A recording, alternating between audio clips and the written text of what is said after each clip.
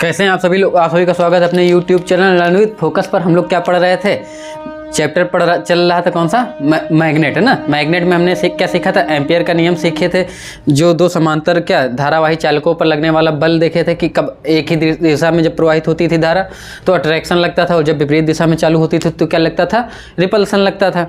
तो आज हम क्या सीखने वाले हैं कि कोई भी आयताकार एक लूप है जिसमें धारा को प्रवाहित कराते हैं और वो एक मैग्नेटिक फील्ड में रखा हुआ है। उस चुंबकीय क्षेत्र में उस धारावाही लूप पर बल लगता है, और बल कैसे लगते हैं, उस बल के कारण बल आघूर्ण कैसे बन जाता है, टार्क कैसे बनता है, आज हम लोग उसको सीखते हैं। अर्थात कि किसी भी मैग्नेटिक फील्ड में कोई भी आयताकार रेक्टेंगुलर कॉइल रखी हुई तो उस पर टार्क कैसे लगता है, बल आघूर्ण कैसे कार्य करता है। अर्थात क्या निकालेंगे आज, टार्क। आना मैग्नेट टार्क किस में निकालेंगे, आज हम लोग किसको निकालना सीखेंगे, टार्क है ना। क्या लिखेंगे, किसी चुंबकीय क्षेत्र में, किसी चुंबकीय क्षेत्र में स्थित आयताकार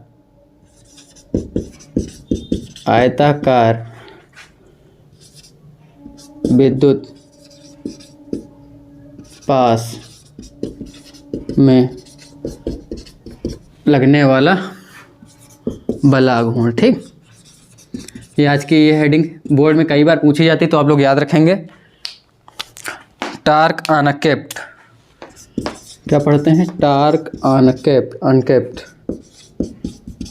इन magnetic field.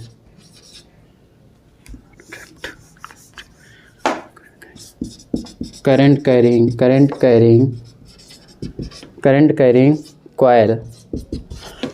Coil in magnetic field. किसी भी मैग्नेटिक फील्ड में, चुंबकीय क्षेत्र में, हमने कहा दो मैग्नेट है हमारे, कितने मैग्नेट मान लेते हैं, दो ना। एक मैग्नेट ये है, इसका ये वाला कौन सा सिरा है, नॉर्थ है ना, उत्तरी ध्रुव, और इसमें एक दूसरा मैग्नेट इधर रखा हुआ है।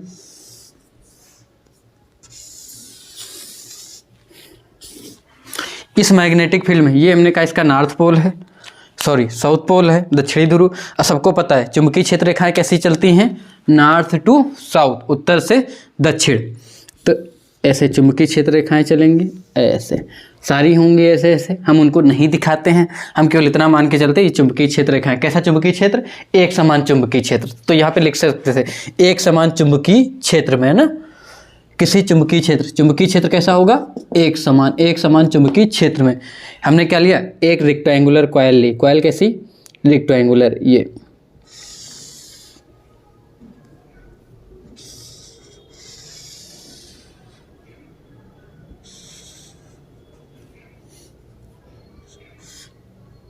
एक कॉइल बनाई और इसमें मैंने क्या फ्लो कराई, करंट आई जा रही, ये आई। हमने कहा इसकी लेंथ कितनी, एल है, दोनों तरफ रेक्टेंगुलर आयताकार है तो आमने सामने बराबर होगा। तो इसकी ब्रीथ कितनी मान लेते हैं, बी। तो ये भी कितना होगा, बी, ये आपस में बराबर है। अब सबको पता है कि जब भी किसी भी चुंबकीय क्षेत्र में कोई भी धारावाही चालक रखा हो तो उस पर एक बल आरोपित होता है, और बल की दिशा हमको निकालनी आती थी किससे, फ्लेमिंग के बाएं हाथ के नियम से। और अगर धारावाही चालक की लंबाई L हो, उसमें धारा प्रवाहित I हो, और वो चुंबकीय क्षेत्र B में रखा हो तो कितनी करंट फ्लो होती थी, लंबवत अगर चुंबकीय क्षेत्र के रखा हो तो IBL पढ़ा था हमने, IBL साइन थीटा पढ़ा था, और चुंबकीय क्षेत्र के लंबवत होता था तो हमने क्या देखा था, F बराबर IBL साइन थीटा, और अगर लंबवत है तो I कितना होता था, BL। ठीक, B क्या है, चुंबकीय क्षेत्र। तो चुंबकीय क्षेत्र को हम अगर कैपिटल से दिखा दें तो ये हो गया कैपिटल से, और L क्या है, इस तार की लंबाई है ना। मैं केवल अगर इसकी बात करूं, मैं नामकरण कर देता हूं इसका PQRS। हमने कहा इस तार की लंबाई किसमें, एक धारावाही चालक, केवल इसको हम इतने को इमेजिन करें PQ, तो PQ पर लगने वाले बल की दिशा आप लोग फ्लेमिंग के बाएं हाथ के नियम से निकाल सकते हैं। चुंबकीय क्षेत्र, ये फ्लेमिंग के बाएं हाथ का नियम, ये चुंबकीय क्षेत्र को दिखाता है, और ये किसको दिखाता है, प्रवाहित धारा और उस चालक तार पर लगने वाली बल की दिशा ये, और तीनों कैसे ही परस्पर लंबवत हैं। तो मैं चुंबकीय क्षेत्र को ये दिखाता हूँ नॉर्थ टू साउथ, लेकिन मैंने ऐसे किया तो चूंकि धारा कैसी है ऊपर, तो ये मैंने धारा ऊपर किया तो लगने वाला बल कैसा हो गया, देखो चुंबकीय क्षेत्र ऐसे, धारा ऐसे, तो लगने वाला ये अंदर की ओर, इनसाइड है ना, अंदर की ओर जाता है तो तुमको तीर का पीछे वाला क्या दिखाई देता है, क्रॉस, तो लगने वाला बल कैसा दिखाई देगा तुमको, अंदर की ओर। ये एफ कहाँ, अंदर की ओर, अंदर वाले के लिए मैंने चिन्ह कैसा बना दिया, क्रॉस का, तो मैं यहाँ क्रॉस बनाता हूँ, उसको दिखाएगा किस पे लग रहा है, इस पे लग रहा है, पी और एस पे लग रहा है। ठीक, अब मैंने कहा ये आई जा रही, अब यहाँ से वो क्या जाएगी, आई यहाँ से जाएगी, आई ये, और आई यहाँ से निकल जाएगी। तो अब इस पर कितना बल लगेगा, पी क्यू पर कितना लगेगा, तो पी क्यू पर निकालना आप लोगों को आता है, फ्लेमिंग के बाएं हाथ का नियम, मैग्नेटिक फील्ड ये, और देखो इसको मैं समझाने के पहले, रेक्टेंगुलर कायल है तो मैं इसको दिखाने के लिए आपको ये दिखाता हूँ।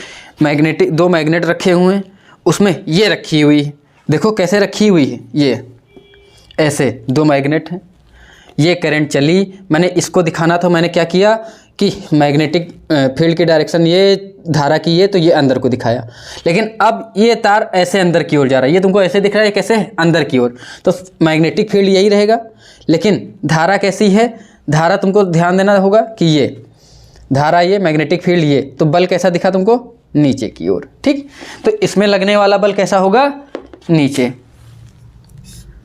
ये हम अगर ये नाम दे दें F1 F2 दे दें, ये F1 हो गया, ये F2 हो गया, F2 कहाँ लग रहा है, नीचे की ओर, है ना। और उसके बाद अब मैं कहूँ ये मेरा हो ही गया था, अब इसमें करंट नीचे की ओर है, करंट नीचे की ओर, मैग्नेटिक फील्ड सामने, मुझको ऐसे दिखाना होगा तो मैं इसको कैसे दिखाऊंगा, ये मैग्नेटिक फील्ड ये, करंट नीचे, और ये तुमको कहाँ दिख रहा है, ये वाला ये बाहर की ओर, ये अंदर की ओर था, अब ये किस में दिख रहा है, इस पे देखो बाहर की ओर, और बाहर की ओर आता है तो किसमें आपको दिखाई देता है, तीर अगर आपकी तरफ आ रही तो डार्क में दिखाई देती है। ये आप लोग किसी भी चुंबकीय क्षेत्र की दिशा है, बल की दिशा, किसी चीज़ अगर अंदर की ओर है तो क्रॉस, बाहर की ओर है तो डार्ट, सर्कुलर कॉइल में ना, तो ये ऐसे कहाँ की ओर लग रहा है, बोलो, बाहर की ओर।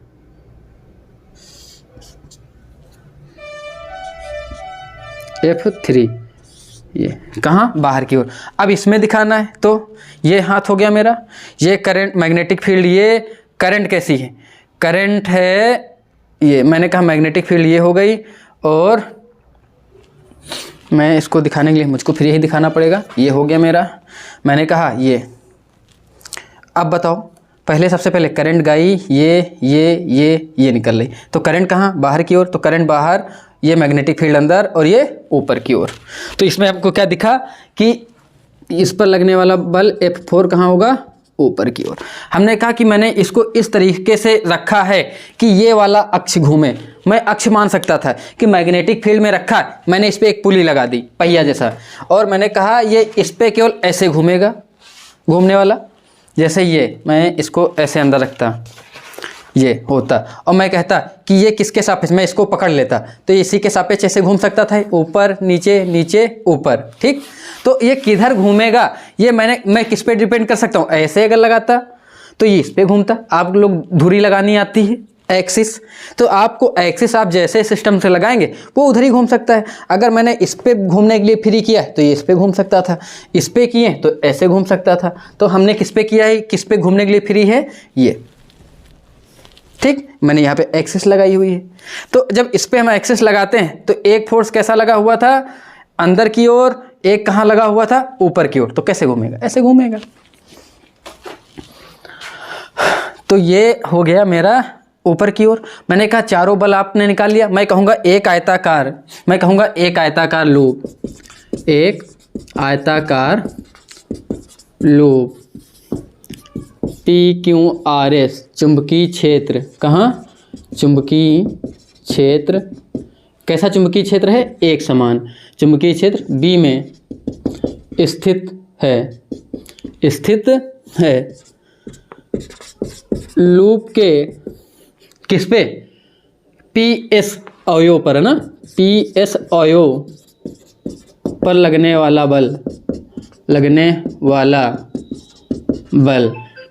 वाला बल कैसा होगा, एक मिनट, लगने वाला बल कितना हो जाएगा। हमने क्या देखा कि यहाँ पे देखना, आई लगने वाला बल, जितनी धारा फ्लो होती, धारा ये आई, करंट चूँकि मैग्नेटिक फील्ड किसमें, बी में, तो आई बी, लेंथ कितनी, एल, तो लगने वाला बल कितना होगा, आई बी एल। हमने परपेंडिकुलर रखा हुआ है, आई बी एल। दिशा, बल की दिशा फ्लेमिंग के बाएं हाथ के नियम से कहाँ होगी, अंदर की ओर, ठीक, अंदर की ओर होगी। और अंदर की ओर के लिए हम कैसे दिखाते हैं ब्रैकेट में, ऐसे, ठीक, ये अंदर की ओर, वहाँ पे दिख ही रहा है। उसके बाद अब हमने कहा किस पे, पी क्यू पर लगने वाला बल, तो इसके बाद इसी प्रकार किस पे दिखाओगे, पी क्यू पर। तो पी क्यू पर कितना बल लग रहा है, ये हमने कहा F1 था, वो कितना है F2 कितना होगा, ये नीचे की ओर लग रहा है, कहाँ लग रहा है, जितना भी आए, कितना आएगा, आई मैग्नेटिक फील्ड कितना, हमने कहा इसको 2 बार भी हो जाएगा, तो इसको हम बदल लेते हैं, W कर लेते हैं, लंबाई चौड़ाई ना, लंबाई L, आई मैग्नेटिक फील्ड B, और इसकी L कितनी, यहाँ L ना होकर B है, ठीक, कहाँ है, नीचे की ओर। सब किससे निकालना है, फ्लेमिंग के ना। फिर F3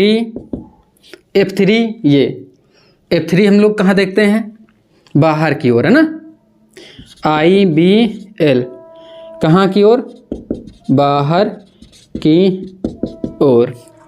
उसके बाद F4 ऊपर की ओर है ना, F4 आई बी, अच्छा इसमें भी ये कितनी होगी, W होगी ये।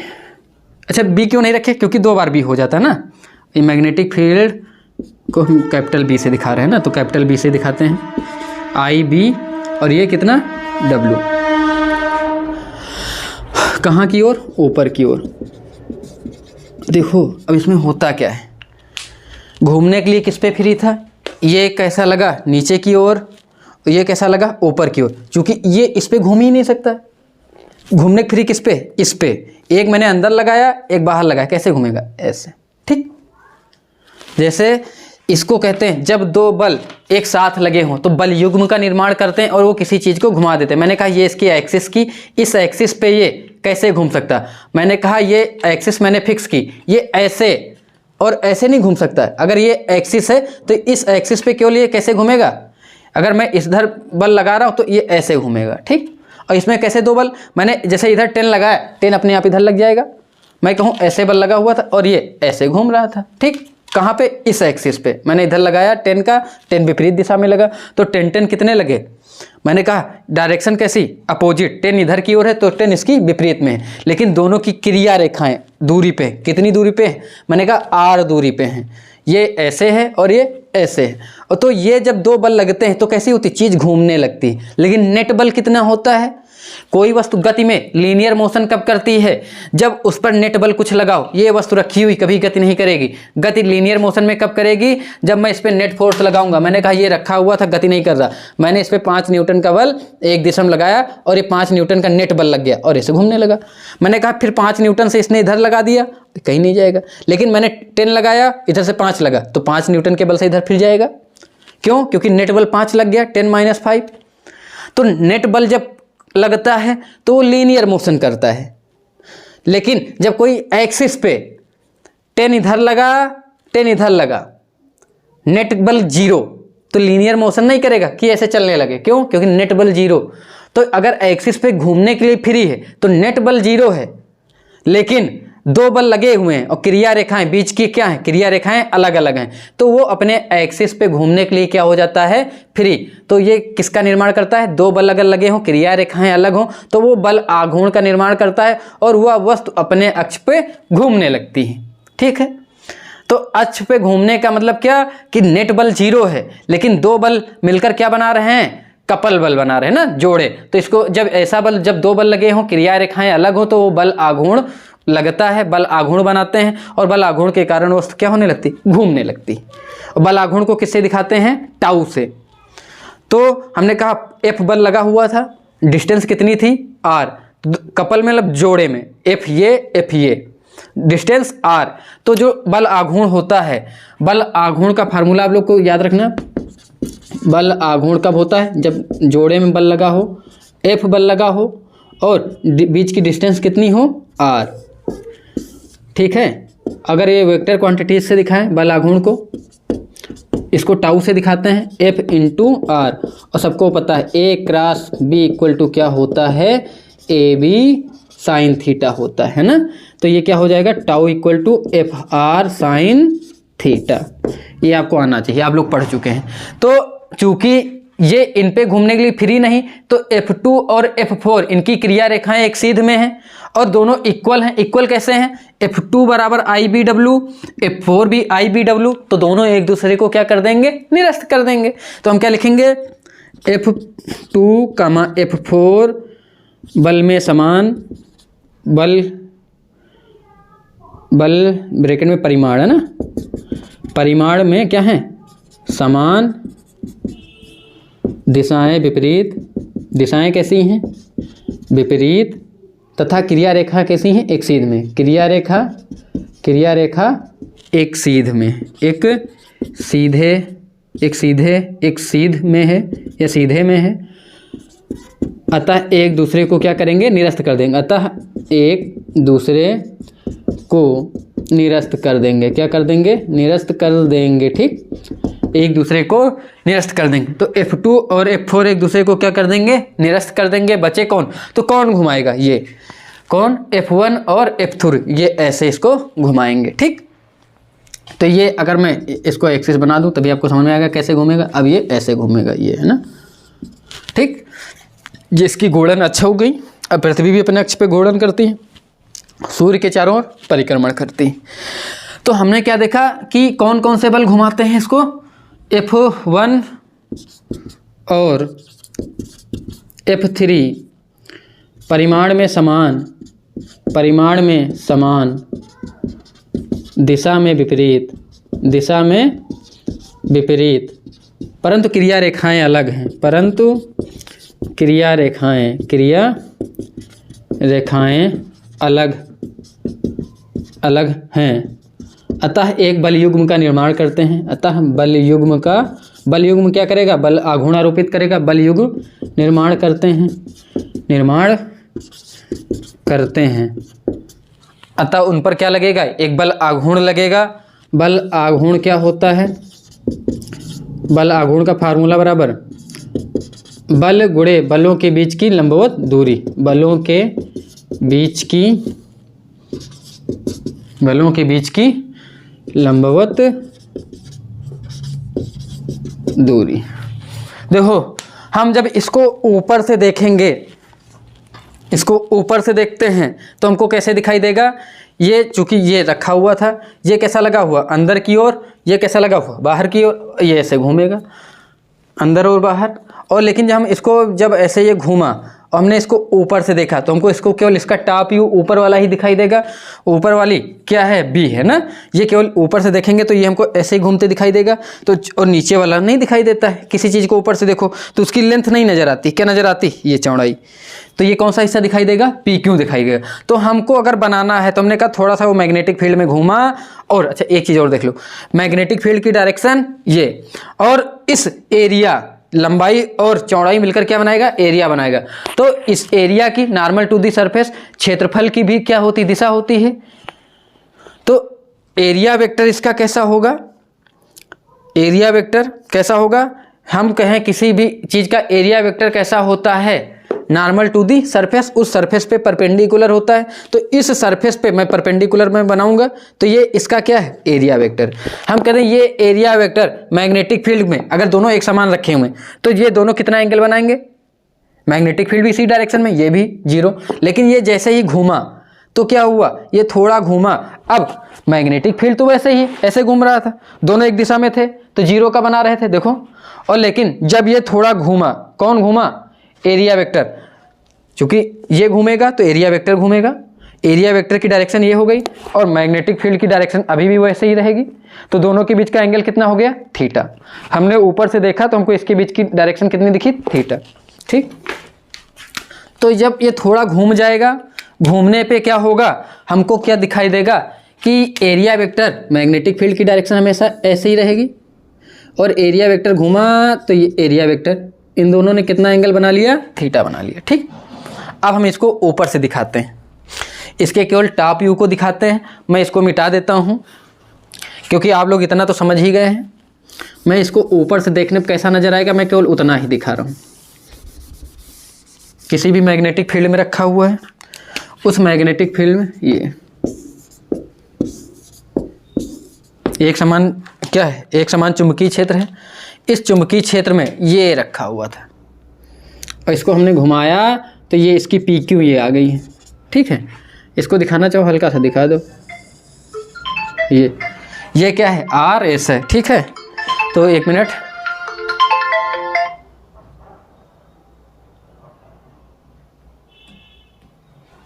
हम लोग क्या देखते हैं कि इस पी क्यू आर एस में जब ये घूमा तो एरिया वेक्टर क्या होगा, हमेशा इस पे परपेंडिकुलर होगा। ये एरिया वेक्टर की डायरेक्शन है, ये भी किसकी डायरेक्शन है, एरिया वेक्टर।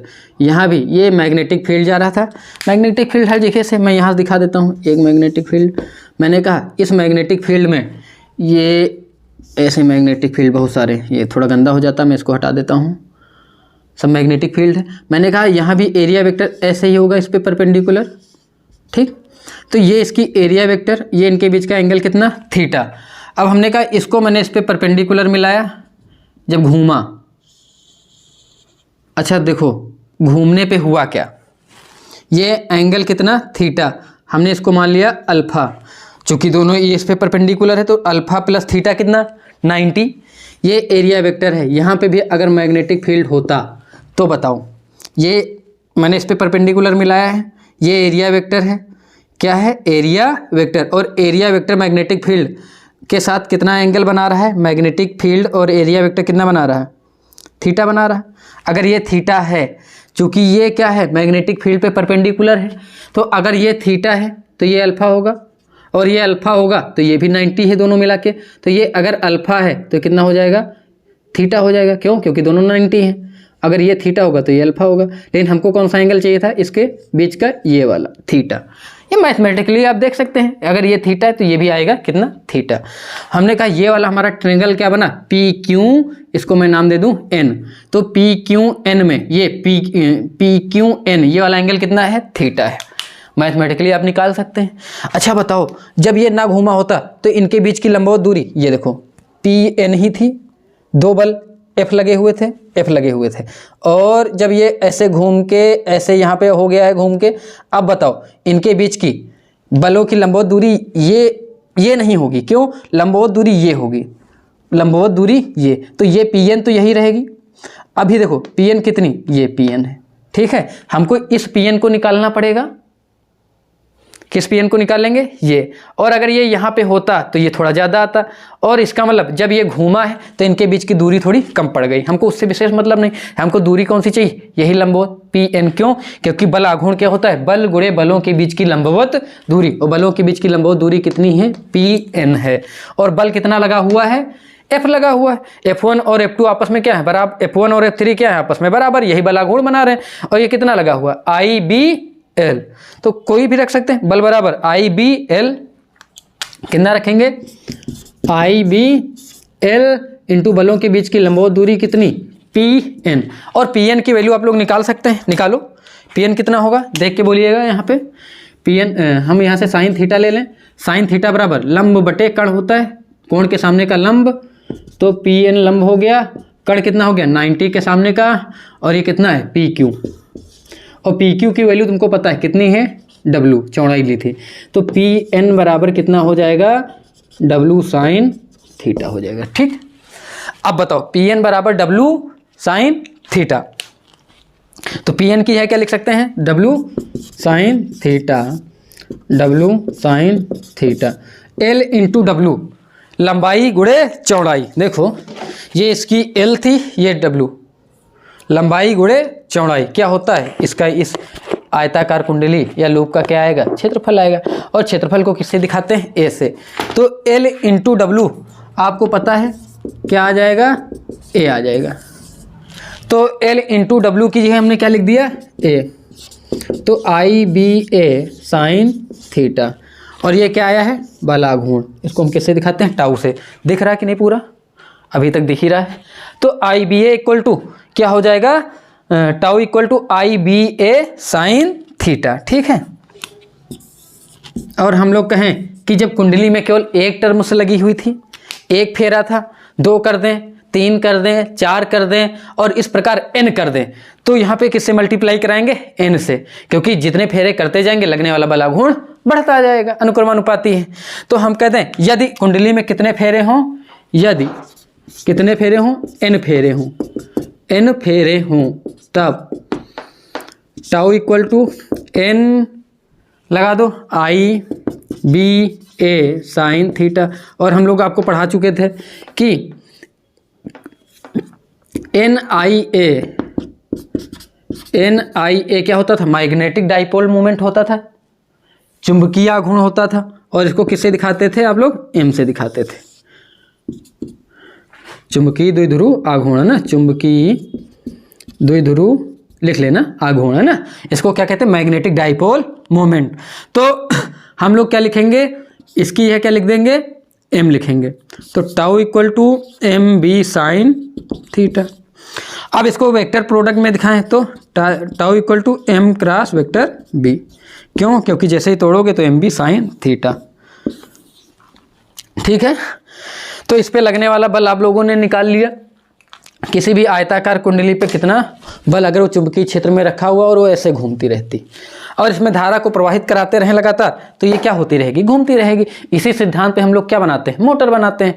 क्यों, क्योंकि जब भी मोटर में आप वैद्युत धारा प्रवाहित कराते हैं और वो क्या होती है, मैग्नेटिक फील्ड में ऐसे घूमना चालू करती है, घूमती है, तो क्या करती है, वो अपनी वैद्युत ऊर्जा को किस में बदलती है, मैकेनिकल एनर्जी में बदलती है, यांत्रिक ऊर्जा में बदलती है। और जब उसने घूमना चालू किया, वो ऐसे ऐसे घूमती रहती। हमको नीचे पंखा चलाना है, तो हमने उस कॉइल में क्या लगा दिया, पंखा लगा दिया, और वो मोटर घूमेगी, क्योंकि मोटर घूमने का मेन होता है, हमने इसमें लगा दिया, ये पंखा नीचे चलता रहता है, ये भी घूमेगी तो पंखा भी घूमेगा, और पंखा ऐसे चलता है।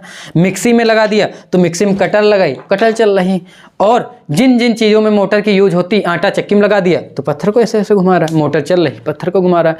पानी निकालना है तो हमने क्या कर दिया, मोटर लगाई बिजली वाली, घूम रही, और उसको सामने एक धुरा दे दिया, उस धुरी पे वो भी घूमती, उस पर पट्टा चढ़ा दिया, अगले वाले घूमती और नीचे से पानी को उठा रही। तो क्यों, इसी सिद्धांत पे क्या करती, अर्थात वैद्युत मोटर क्या करती है, वैद्युत ऊर्जा को किस में बदल देती है, यांत्रिक ऊर्जा में। किस पे डिपेंड करती, कितनी तेजी से घूमेगी, जितनी करंट ज़्यादा फ्लो कराओगे टार्क उतना ज़्यादा बनेगा और वो उतनी तेजी से घुमाएगा, ठीक है।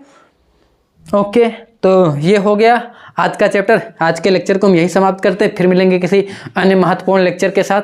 आप सभी को उज्जवल भविष्य की शुभकामनाओं के साथ शुभ रात्रि।